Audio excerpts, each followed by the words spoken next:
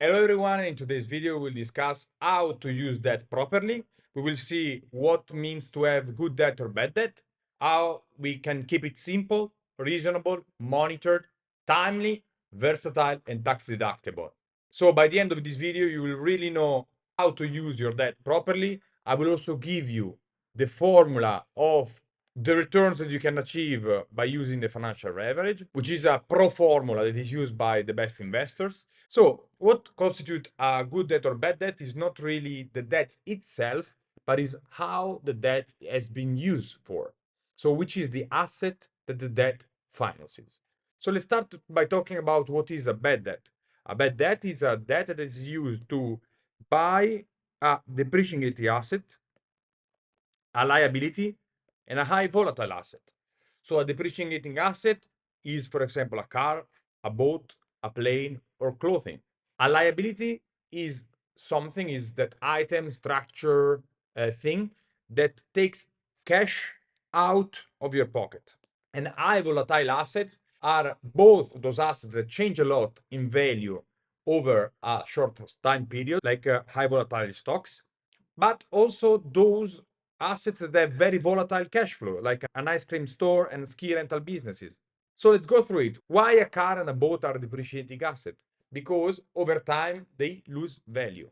So if you buy a car for 100, for example, from a car dealership, you will exit that car dealership with a discount of 20%, because after, if you want to sell it, is no longer a new car, but it's a used car. And a used car usually have a 20% discount on a new car.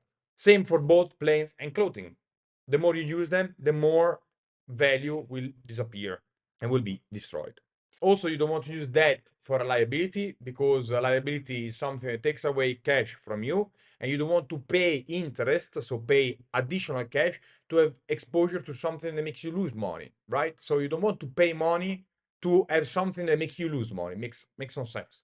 In terms of high volatile assets, we just discussed, if you take a loan to buy a high volatile stock like Nvidia or Tesla, etc., you might really make a fortune in a short period of time, but you can also lose your entire investment and even more if just by a small move it moves against you. So you don't want to use that to enhance that return for a high volatile asset. You usually want to have a loan to boost the performance of a more stable asset that brings cash flow continuously, so that you know that the cash flow is going to come, and you just boost a little bit that return with the loans. So let's see what is a good debt then. A good debt is the opposite. It's an appreciating asset. It's an asset, so it will bring cash in, and is a stable asset that do not change that much in terms of price and in terms of cash flow. Let's go through some examples. An appreciating asset can be land, real estate, or even a company. Asset we saw is something that brings cash in. An example of stable assets can be consumer staples, real estate, healthcare, etc. In fact, if you think about it, real estate is one of the sectors in which loan is used the most, even by private investors, and it fits all three of these category. It's an appreciating asset. If you rent it, it brings cash in, and is also a fairly stable asset.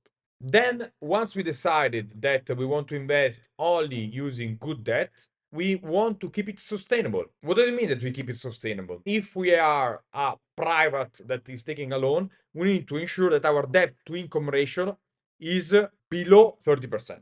So let's go through it. The interest coverage ratio for a company is earnings before interest and taxes divided by interest expenses. So just the cost, the interest cost of having the debt going. You want it to be above 3, which means that your EBIT, your earnings before interest and taxes, should be 3 times higher than the interest expenses. This gives you an idea that it's sustainable and that you have enough earning power to pay this interest and sustain your operations. An issue start to emerge when this goes towards 1, because you know that you have only 1 year of EBIT to pay these interest expenses, and a huge alarm start when this is below 1, because it means that you have less than 1 year of EBIT to cover your interest expenses. So the situation is quite bad.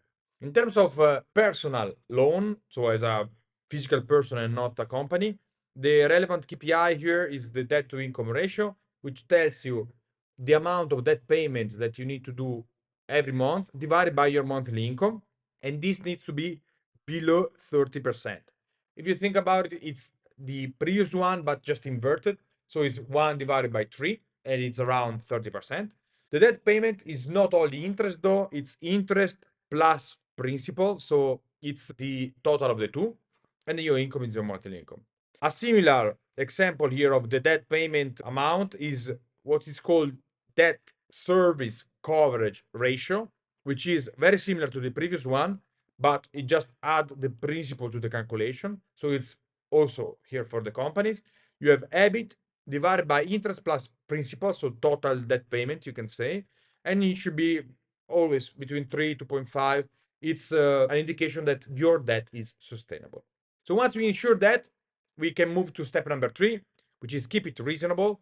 What does it mean? It means that we need to have a loan amount that is reasonable with the assets that we have. We have, for example, various ratios here as well. For a company, is debt to asset ratio, which is the total debt divided by total assets. And here really depends on the company that you have. You can really change between 0 when you don't have loans to up to 5, even 20x. It really depends on the asset and on the activities that you run. In terms of loan to value, it's more relevant for us as physical persons, so not the companies. It's the loan amount divided by asset value. This is usually done for real estate. So let's take an example here. When you receive 900,000 for your 1 million purchase of the house, you will have a 90% loan to value ratio, which means that for every euro you put, the bank put 9. Okay, so it means that you are very leveraged. Usually this percentage is given in good periods when you only require to put down 10% of down payment. The other side of the sword, though, is that yes, you have this leverage here, but if your asset amount changes just by 10%, this will cause your house to arrive to 900,000, which means that if you need to sell the house, you will only be able to cover the loan. So you will lose completely your down payment. Okay, so the leverage has a double effect. It can boost your return because, of course, if you have a plus 10%, you're gonna double your money because it's gonna be 1,000,001, right? And so if you pay down the loan of the bank, you're gonna have 200,000, which is 2 times the amount you invested, but also you can lose just by small deviations in assets. So we need to be very careful there. And once we know that we have kept it reasonable, then we need to keep it monitored, which means controlling the ratios periodically. So ensuring that we are not going far and above what we can sustain. Number 5 is keeping it timely, which means aligning the debt payment with the asset cash flow, which means that we need to decide how to structure our debt in function of how our asset cash flows are expected to come. Okay, because we want to pay down the debt payment with the asset cash flow more than our pocket. So let's see an example here of an house that takes 3 months to finish, 1 month to rent, and after the 5th month we have 1,000 euro payment. So in terms of income, we have 0 for the first 4 months, 1,000 the 5th, and so on for all the others. If we have an example of one debt that is just the same as we start today, we have a minus 200 every month with a starting cash of 300. So if that's the case, we will see that after month 2, we already are in bankruptcy because we cannot pay this 200 with the 100 cash that we have after month number 1. And so here we will be bust just because we did not time our loan properly. If actually we time our loan properly by negotiating the starting of the payment, even accelerated payment at month number 5, and by paying only the interest in the first 4 months, we can see that we can sustain that payment only by cash. And then in month number 5, even if the payment is more than double, we still end up with a positive cash flow at the end of the month of 450 for all the months following the month number 5, and therefore we're gonna be okay in paying down the debt going forward. So the timeliness of the loan and the debt is another critical component of having great debt and use debt properly. Then step number 6 is keep it versatile, which means that if the interest rates decrease or if the timeliness of the cash flow changes, we can have some wiggle room with our debt. So if we have the interest rate decline from 5 to 2, we can use the new lower interest rate to pay down the existing debt and therefore having a lower interest rate payment. In terms of timeliness of cash flow, if we have a windfall, so if we our company, we have an incredible contract that comes in that we did not expect, and therefore we have excess profit this year, we can start paying down the debt faster so that in the coming years we will have more flexibility to support any negative downturn that will come, and also less interest payment that will reduce our earnings in the coming years. Or if we have a tough year, we can try to negotiate a postponement of the debt, or at least a realignment of the debt with the expected cash flow in the future. Here, definitely the negotiation is going to be tougher. So a better way to do that is to raise new debt and pay down the initial one with the new debt having a new maturity date. Finally, step number 7 is to keep it tax deductible. So we want to take advantage of what the government wants to incentivize in its country. Usually we have mortgage and business loans as tax deductible, but since it's really country specific, I would suggest you to see what is tax deductible in your country, and then I would suggest to use the loan around those assets.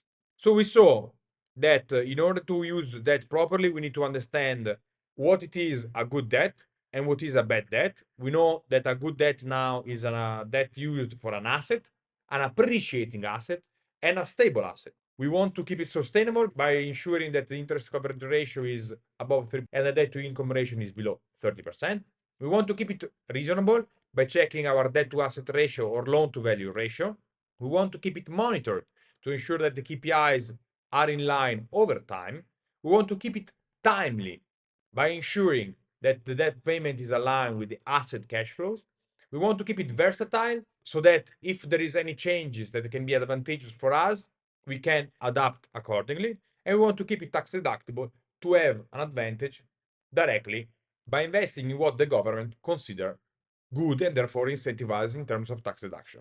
Now, before finishing, I want to give you the powerful formula that I promised you at the beginning, which is the financial leverage return. This formula is also found in the DuPont decomposition of the return of equity. And we can see that the return on equity is equal to your return on asset times financial leverage. Return on equity is net income over equity. Return on asset is net income over total asset times total assets divided by equity. So let's say that we have a house that can give us 10,000 euro a year, but we paid it 100,000 euro, just to keep it simple. Here we have a 10% return on the asset. And then if we multiply it by the total asset, so the value of the house, divided by what we put in.